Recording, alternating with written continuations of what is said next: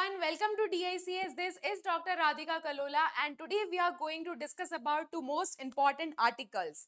And those articles are Article 370 and Article 35A.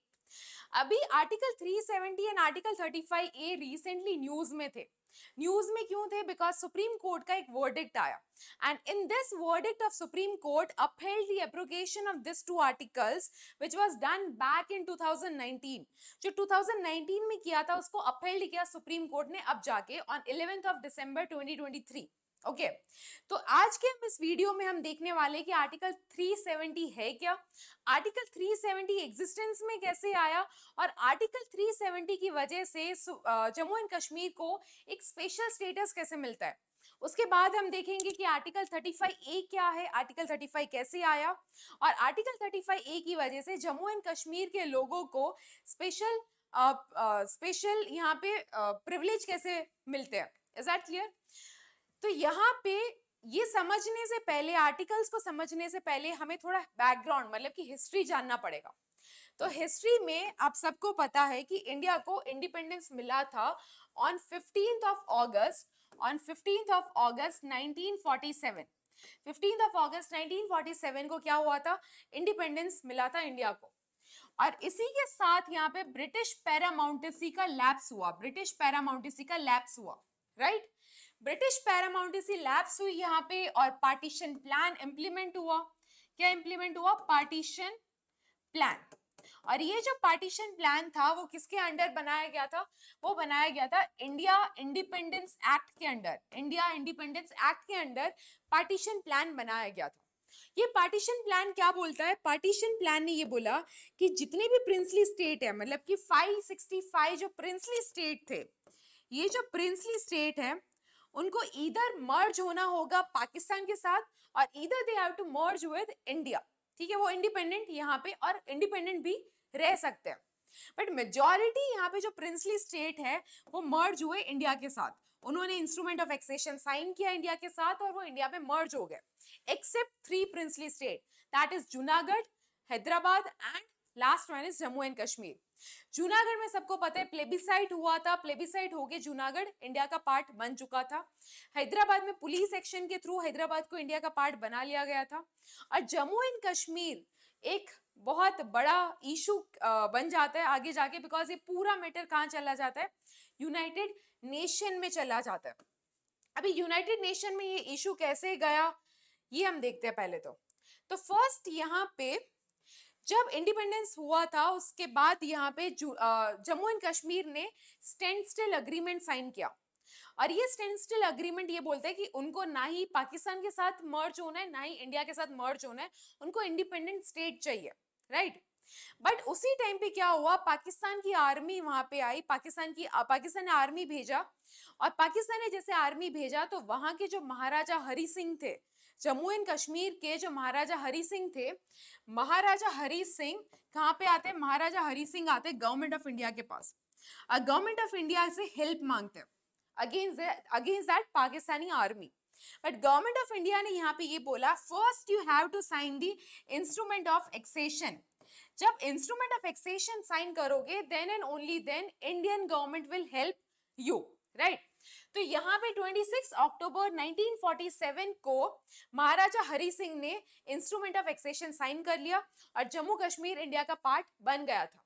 Right, but यहाँ पे problem आती है मोहम्मद जिन्ना से.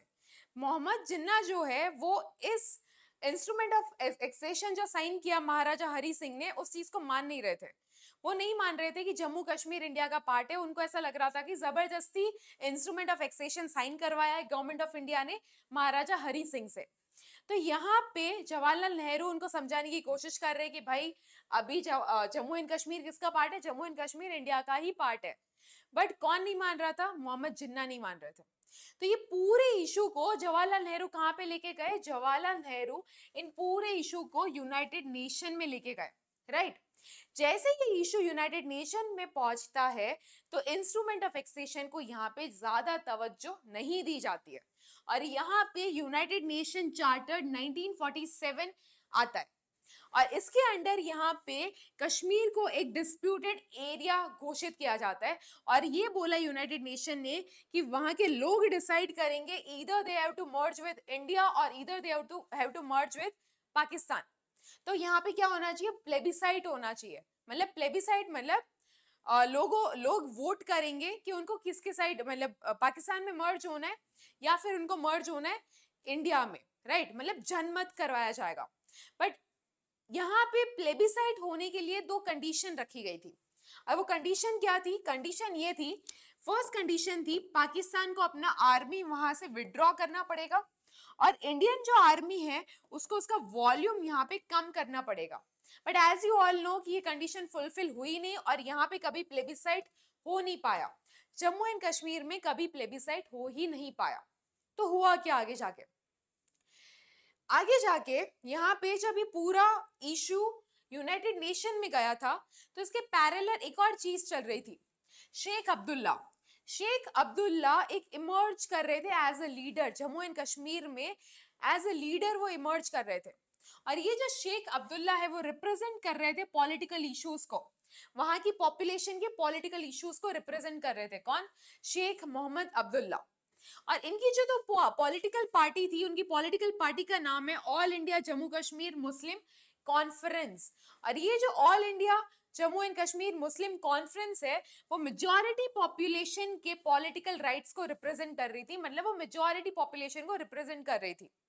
लेटर ऑन इसी पॉलिटिकल पार्टी का नाम चेंज करके कर दिया गया नेशनल कॉन्फ्रेंस। और ये जो नेशनल कॉन्फ्रेंस है वो रिप्रेजेंट कर रही थी सप्रेस क्लास को, मतलब माइनॉरिटी क्लास को। जम्मू एंड कश्मीर में जो माइनॉरिटी क्लास है उसको यहाँ पे रिप्रेजेंट कर रही थी। कौन? National conference. Is that clear? उसके बाद यहाँ पे इंटरिम गवर्नमेंट बनती है। 1948 में इंटरिम गवर्नमेंट बनती है जम्मू एंड कश्मीर में। इंटरिम गवर्नमेंट बनती है मतलब ट्रांजिशनल गवर्नमेंट बनती है। अब वो ट्रांजिशनल गवर्नमेंट के लिए हरी सिंह ने, महाराजा हरी सिंह ने पीएम किसको बनाया? पीएम बनाया शेख अब्दुल्ला को। जम्मू एंड कश्मीर का पीएम जम्मू एंड कश्मीर के पीएम कौन बने थे? शेख अब्दुल्ला। और जम्मू एंड कश्मीर के प्रेसिडेंट किसको बनाया? करण सिंह, जो कि उन्हीं के ही बेटे थे, राइट। अभी होता क्या है आगे?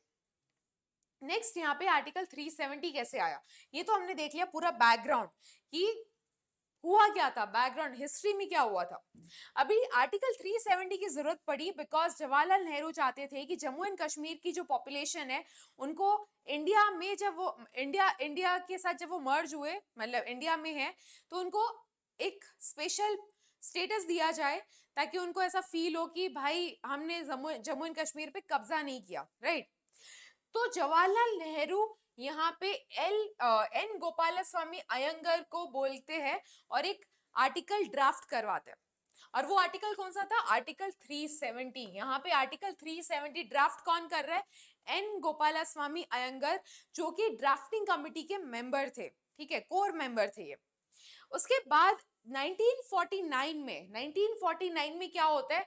जवाहरलाल नेहरू, गोपालस्वामी अयंगर एंड सरदार पटेल पूरा जो ड्राफ्ट किया हुआ आर्टिकल था उसको नेगोशिएट करते विद शेख अब्दुल्ला। शेख अब्दुल्ला के साथ ये क्या करते हैं? नेगोशिएट करते, राइट। उसके बाद जो ये आर्टिकल 370 बन गया, ये आर्टिकल 370 की जरूरत क्या थी? तो आर्टिकल 370 जो है वो सारी कंडीशन को इनकॉर्पोरेट कर रहा है जो कंडीशन मेंशन थी इंस्ट्रूमेंट ऑफ एक्सेशन में। जब इंस्ट्रूमेंट ऑफ एक्सेशन साइन हुआ था, महाराजा हरि सिंह ने किसके साथ किया था? इंडिया के साथ किया था, राइट। तो उसमें जितनी भी कंडीशन थी उन सबको इनकॉर्पोरेट कहां पे किया गया? आर्टिकल 370 के अंदर किया गया। Is that clear? तो ये हो गया उसका बैकग्राउंड। लेटर ऑन आर्टिकल 370 जो है, आर्टिकल 370 को ऐड किया इंडियन कॉन्स्टिट्यूशन में। इन 1949 में आर्टिकल 370 को इंडियन कॉन्स्टिट्यूशन के पार्ट 21 के अंडर यहाँ पे एंटर किया। उसके बाद यहाँ पे क्या होता है, जब ये पार्ट 21 के अंदर आर्टिकल 370 आ जाता है तो इंडियन पार्लियामेंट थोड़ा रेस्ट्रिक्ट हो जाती है। मतलब अब इंडियन पार्लियामेंट हर एक इशू पे लॉ नहीं बना सकती जम्मू एंड कश्मीर के लिए, ठीक है। वो इंडियन पार्लियामेंट को रेस्ट्रिक्ट कर देता है आर्टिकल 370। इसके बाद क्या होता है, इसके बाद यहाँ पे जम्मू एंड कश्मीर का जो कॉन्स्टिट्यूएंट असेंबली था, जम्मू एंड कश्मीर का जो कॉन्स्टिट्यूएंट असेंबली था, उन्होंने भी इस आर्टिकल को यहाँ पे रेटिफाई किया था, right? Is that clear? And then यहाँ पे जो आर्टिकल 370 है, आर्टिकल 370 के बारे में हम देखते हैं अभी। ये हो गया पूरा बैकग्राउंड आर्टिकल 370 का। आर्टिकल 370 को अगर बेयर कॉन्स्टिट्यूशन में आप देखोगे तो वो आर्टिकल 370 बहुत ज्यादा कॉम्प्लेक्स वे में दिया हुआ है, उसको बहुत सिंपल तरीके से यहाँ पे समझते हैं। तो फर्स्ट जो यहाँ पे इसका प्रोविजन है that is power of parliament, मतलब पार्लियामेंट जो है वो लॉज बना सकती है। आप सबको पता है लॉज बनाती है पार्लियामेंट। लॉज कौन से सब्जेक्ट पे बनाती है? तो पार्लियामेंट लॉज बनाती है यूनियन सब्जेक्ट पे, union subject and concurrent list. Concurrent list में जो सब्जेक्ट है उन पे भी पार्लियामेंट लॉज बना सकती है। Is that clear? और ये जो पार्लियामेंट लॉज बना रही है, ये जो सब्जेक्ट्स पे मतलब यूनियन लिस्ट, स्टेट लिस्ट और कॉन्करेंट लिस्ट जो किसमें दिया हुआ है? शेड्यूल 7 में, राइट? तो पार्लियामेंट यूनियन एंड कॉन्करेंट में बना सकती है और ये जो भी लॉ बनता है वो डायरेक्टली हर स्टेट में इंप्लीमेंट हो जाता है except Jammu and Kashmir. Jammu and Kashmir की जब बात आती है तो पार्लियामेंट सिर्फ 3 मैटर पे ही बना सकती है laws. One is external affairs, first is external affairs, second is communication and third one is defence. अगर इन 3 चीजों के बाद 3 सब्जेक्ट की बात आती है तभी parliament of India Jammu and Kashmir के लिए लॉ बना सकती है। Except this 3 parliament of India Jammu Kashmir के लिए लॉ नहीं बना सकती, ठीक है? तो ये हो गया पहला प्रोविजन।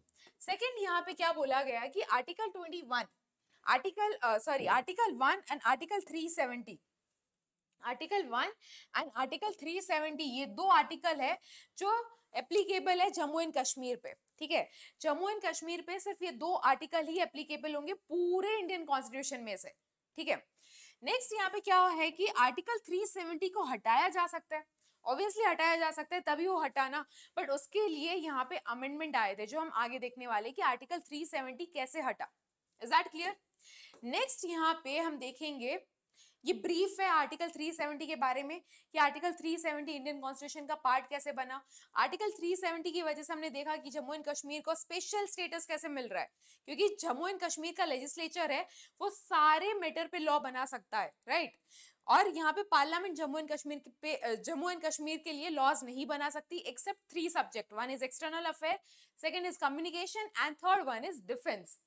और यहाँ पे आर्टिकल 370 है वो as a temporary provision add किया गया था, मतलब आगे जाके उसको निकाला जा सकता है, ठीक है? And last is removal. कैसे होता है आर्टिकल 370 का रिमूवल, वो हम आगे देखने वाले हैं। फिर आता है दिल्ली डिक्लेरेशन।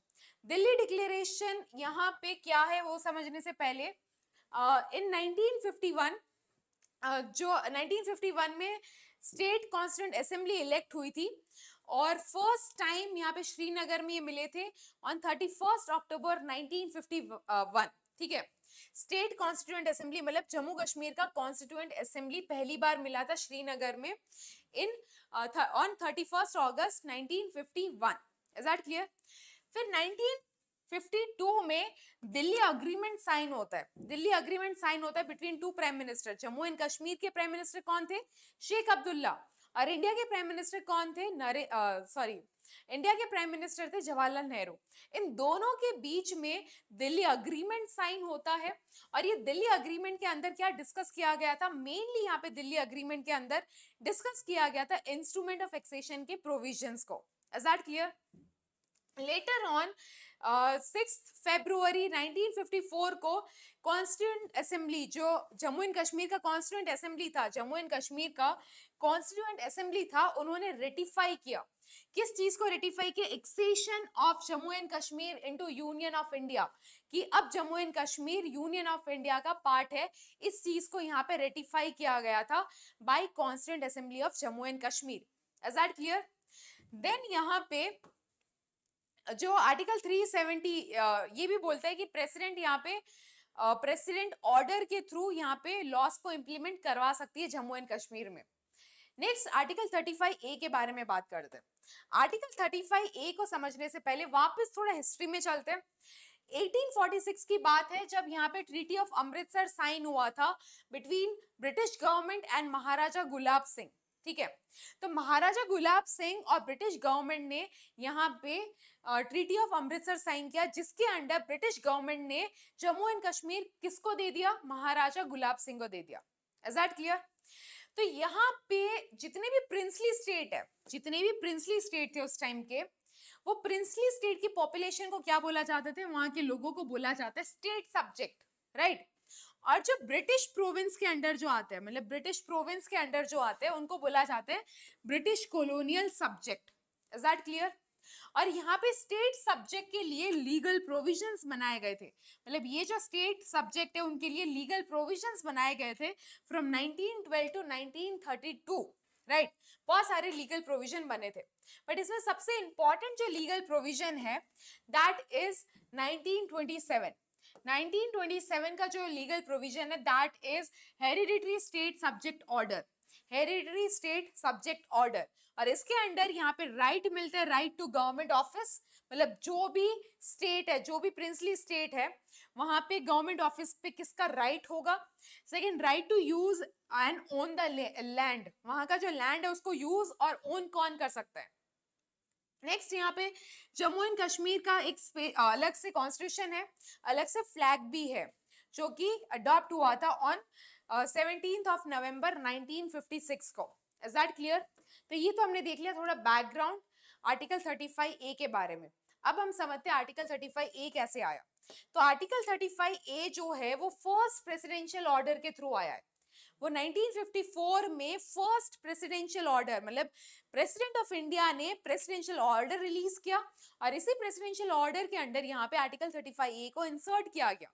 और आर्टिकल 35A जो है वो डिफाइन करता है rights of permanent resident of Jammu and Kashmir, right. Jammu and Kashmir के जो परमानेंट रेसिडेंट है उनकी क्या राइट्स है, इनको डिफाइन करता है। तो सबसे पहले हम देखेंगे कि यहाँ पे परमानेंट रेसिडेंट किसको बोला जाएगा, जम्मू एंड कश्मीर के परमानेंट रेसिडेंट किसको बोला जाता है। तो यहाँ पे ऐसे सब्जेक्ट, ऐसे स्टेट सब्जेक्ट जो मई 14 1954 से पहले जम्मू एंड कश्मीर में है, उनको परमानेंट रेसिडेंट बोला जाएगा जम्मू एंड कश्मीर का। सेकेंड, यहाँ पे जो 10 साल से जम्मू एंड कश्मीर में रह रहे, मतलब इस स्टेट में रह रहे, उनको भी परमानेंट रेसिडेंट बोला जाएगा। और थर्ड, यहाँ पे वो एक्वायर करते हैं इमूवेबल प्रॉपर्टी, लॉफुली अगर उन्होंने एक्वायर कर रखा है इमूवेबल प्रॉपर्टी को, then also they are subjected as an permanent resident. ठीक है, तो ये तो हो गया परमानेंट रेसिडेंट के बारे में। अब ये परमानेंट रेसिडेंट जो जम्मू एंड कश्मीर के थे, उनको स्पेशल प्रोविजन, स्पेशल प्रिविलेज क्या मिलता है यहाँ पे, तो इनको यहाँ पे स्पेशल प्रिविलेज फर्स्ट यहाँ पे जो मिलता है दैट इज एम्प्लॉयमेंट। जो government of Jammu and Kashmir में जो भी एम्प्लॉयमेंट होगा, स्टेट गवर्नमेंट में जो भी एम्प्लॉयमेंट है, उसके लिए एप्लीकेबल कौन होगा, परमानेंट रेसिडेंट ओनली। ठीक है, इनके सिवा कोई भी यहाँ पे एप्लीकेबल नहीं होता है। सेकेंड, यहाँ पे acquisition of immovable property in the state, अगर कोई भी प्रॉपर्टी को ओन करना है तो वहां के परमानेंट रेसिडेंट ही ओन कर सकते हैं, इनके सिवा कोई भी ओन नहीं कर सकता। लास्ट इज सेटलमेंट, इस एरिया में आके कौन रहेंगे, ये भी यहाँ पे दूसरे, मतलब दूसरे स्टेट से जो भी, मतलब जम्मू एंड कश्मीर को छोड़िए जितने स्टेट है, वहां के लोग आगे जम्मू एंड कश्मीर में सेटल नहीं हो सकते। नीदर उनको स्कॉलरशिप का फायदा मिलता है या फिर जो भी एड मिलती है, गवर्नमेंट की एड मिलती है, उनका भी फायदा नहीं हो सकता। ठीक है, और इवन जो कॉलेजेस है, जो गवर्नमेंट कॉलेजेस है, जो गवर्नमेंट फंड के थ्रू कॉलेजेस चल रही है, वहां पे भी कोई आके एडमिशन नहीं ले सकता था। तो ये सारे उनको प्रिविलेजेस मिले हैं परमानेंट रेसिडेंट को जम्मू एंड कश्मीर के। नेक्स्ट, यहाँ पे जो दूसरे स्टेट के लोग थे, वो ये एक भी चीज यहाँ पे नहीं कर सकते। अगर इस चीज में चेंज करना है, अगर यहाँ पे इनके प्रिविलेजेस में कोई चेंज करना है, तो जम्मू एंड कश्मीर का असेंबली ही इसको चेंज कर सकता था with the special majority, that is 2/3 majority से। Is that clear? नेक्स्ट, यहाँ पे बात करते हैं क्रक्स। तो आर्टिकल 35 पहला क्या बोलते हैं, कौन कौन से मतलब आर्टिकल 35 लॉ है वो एप्लीकेबल है जम्मू एंड कश्मीर में, जो कि बात करता है राइट्स ऑफ परमानेंट रेसिडेंट के बारे में। जम्मू एंड कश्मीर के परमानेंट रेसिडेंट है, उनके राइट्स के बारे में ये बात करता है। सेकंड, ये लिमिटेशन लगाता है दूसरे लोगों के, मतलब दूसरे लोगों पे, मतलब दूसरे स्टेट के लोगों पे। ठीक है, अगर कोई हिमाचल प्रदेश का बंदा है, वो जाके यहाँ पे नहीं रह सकता था, वहां जाके सेटल नहीं हो सकता था, इमूवेबल प्रॉपर्टी नहीं खरीद सकता था। तो ये सारी चीजें यहाँ पे लिमिटेशन लगती है अदर स्टेट के लोगों पे। Is that clear? तो इन दो आर्टिकल की वजह से जम्मू एंड कश्मीर जो है वो अलग होता है दूसरे स्टेट से। अदर स्टेट और जम्मू एंड कश्मीर बहुत अलग हो जाते हैं इन दो आर्टिकल की वजह से। कैसे अलग होते हैं? तो सबसे पहले तो उनको स्पेशल स्टेटस मिला हुआ है कि उनके लिए पार्लियामेंट लॉ नहीं बना सकती एक्सेप्ट 3 मैटर पे, राइट। सेकंड, यहाँ पे उनको ड्यूअल सिटीजनशिप मिला है, मतलब वो पहले जम्मू एंड कश्मीर के सिटीजन है, फिर वो इंडियन सिटीजन है, राइट। तो दो सिटीजनशिप मिलता है, जैसे यूएस में मिलता है ना कि स्टेट का सिटीजनशिप भी होता है और यूएस का सिटीजनशिप भी है, वैसे ही जम्मू एंड कश्मीर में ऐसा था। नेक्स्ट, यहाँ पे उनके पास अलग से फ्लैग था, अलग से कॉन्स्टिट्यूशन भी था।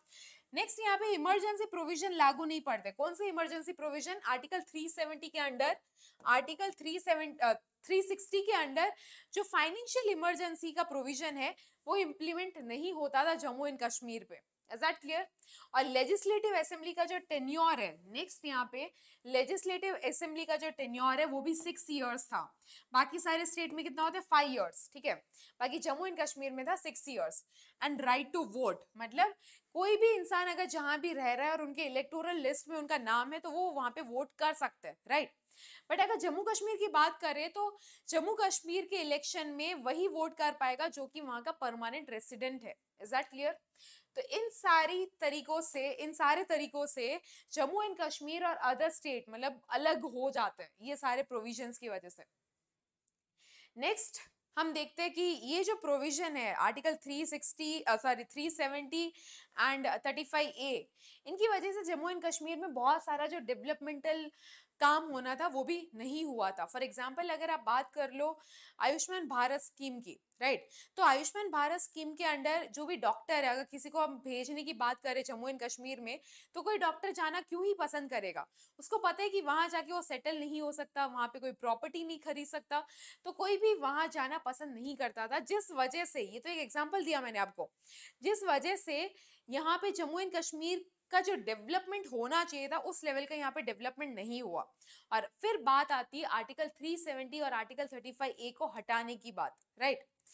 तो यहाँ पे हम कैसे उस चीज को आर्टिकल 370 को कैसे एब्रोगेट किया इन 2019 वो देखने से पहले क्रोनोलॉजी देख लेते हैं। 1947 में इंस्ट्रूमेंट ऑफ एक्सेशन साइन हुआ था और जम्मू कश्मीर इंडिया का पार्ट बना था। 1949 में आर्टिकल 370 जो है वो इंडियन कॉन्स्टिट्यूशन में वो इनकॉर्पोरेट कर दिया गया था। देन 1950 में क्या हुआ था? कॉन्स्टिट्यूशन ऑफ इंडिया बनके रेडी हो गया था और वो इम्प्लीमेंट हो चुका था। देन 1954 आर्टिकल 35A बना था और आर्टिकल 35A को इंडियन कॉन्स्टिट्यूशन में इनकॉर्पोरेट किया था। Then in 1956 Jammu and Kashmir का कॉन्स्टिट्यूशन फोर्स में आया, मतलब जम्मू एंड कश्मीर का कॉन्स्टिट्यूशन एप्लीकेबल हुआ।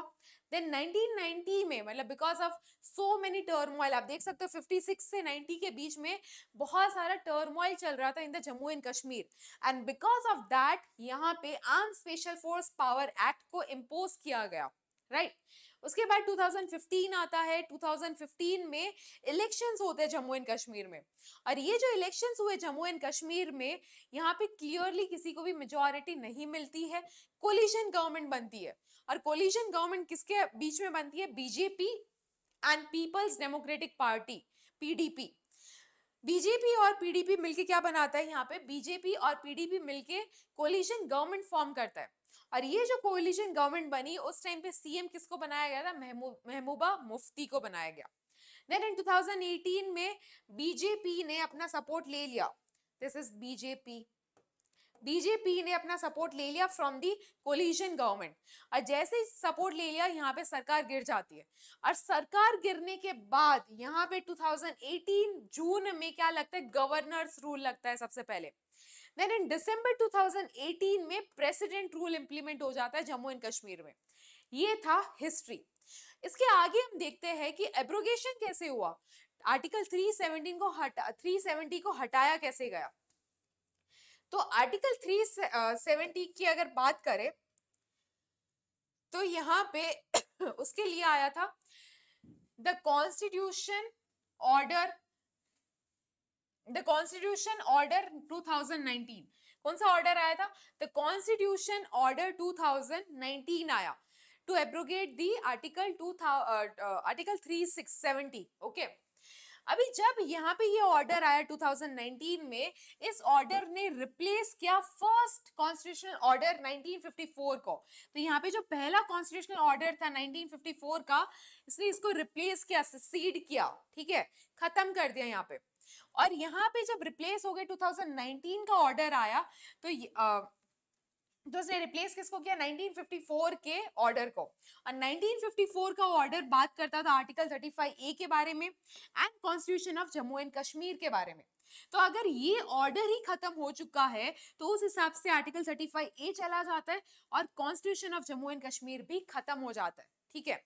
जैसे ये ऑर्डर खत्म होता है, ये दो प्रोविजंस भी हट जाते हैं, मतलब article 35A and constitution of Jammu and Kashmir. इसके बाद क्या होता है, उसके बाद रिजोल्यूशन आता है, मतलब होम मिनिस्टर जो अमित शाह थे हमारे, वो रिजोल्यूशन लेके आते हैं, दो रिजोल्यूशन लेके आते हैं इस ऑर्डर के अंडर। फर्स्ट रिजोल्यूशन क्या है, आर्टिकल 370 इनऑपरेटिव करने के लिए, आर्टिकल 370 को इनऑपरेटिव बनाने के लिए। उसको निकाला नहीं गया, यहाँ पे आर्टिकल 370 को इंडियन कॉन्स्टिट्यूशन में से निकाला नहीं गया, उसको इनऑपरेटिव बना दिया, ठीक है। सेकंड यहाँ पे क्या होता है, जेएन के रीऑर्गेनाइजेशन बिल भी पास होता है। ये दो प्रोविजन लेके आते हैं कौन, अमित शाह। तो अभी हम इन दो प्रोविजन के बारे में देखते हैं। तो फर्स्ट यहाँ पे अगर प्रोविजन देखें, दैट इज आर्टिकल 370। तो मैंने आपको पहले ही बोला कि आर्टिकल 370 का जो रिमूवल है, आर्टिकल 370 को कैसे हटाया जा सकता है, अगर आर्टिकल 370 को हटाना है तो प्रेसिडेंट उसको रिमूव कर सकता है in concurrence with the constituent assembly. मतलब जम्मू एंड कश्मीर का जो कॉन्स्टिट्यूएंट असेंबली से अगर परमिशन मिल रहा है तो प्रेसिडेंट उसको यहाँ पे निकाल सकता है, किसको, आर्टिकल 370 को, ठीक है। तो article 370 can abrogate by president in concurrence with the constituent assembly of Jammu and Kashmir. But constituent assembly तो यहाँ पे क्या हो गया था, खत्म, डिसॉल्व हो चुकी थी, बिकॉज कॉन्स्टिट्यूशन बन जाने के बाद कॉन्स्टिट्यूएंट असेंबली डिसॉल्व हो जाती है। तो यहाँ पे कॉन्स्टिट्यूएंट असेंबली एग्जिस्ट ही नहीं कर रही है। अगर कॉन्स्टिट्यूएंट असेंबली एग्जिस्ट नहीं कर रही है तो आर्टिकल 367 में एक अमेंडमेंट किया और यहाँ पे क्लॉज 4 ऐड किया।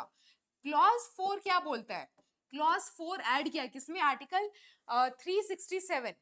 और ये 367 का जो क्लॉज 4 ऐड किया वो इंटरप्रिटेशन क्लॉज था। इंटरप्रिटेशन मतलब जो पहले बोला गया था कि in concurrence with the constituent assembly, तो यहाँ पे कॉन्स्टिट्यूएंट असेंबली क्या है उसको इंटरप्रेट ये करता है।